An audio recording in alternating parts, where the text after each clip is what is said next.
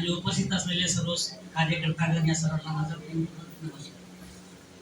माझा प्रश्न नाहीये, एक शंका आहे.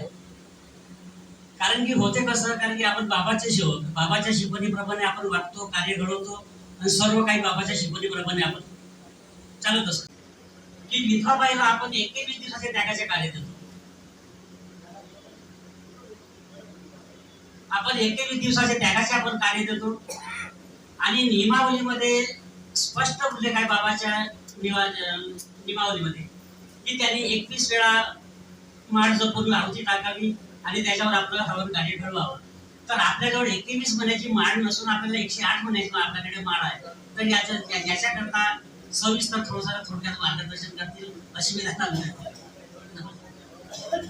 विधवा बाईंनी जर तत्वाची फोटो लिहिली, त्याला दिले त्याचे कार्य देऊन 21 महिन्याची माळ आपल्याकडे नाही आहे, तर आहुती कधी टाका. 21 खडे घ्या,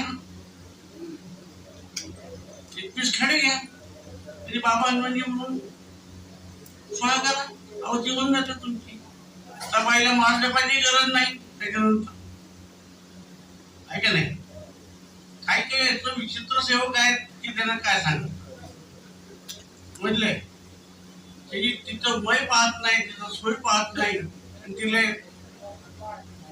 हे सर्व जरा समजून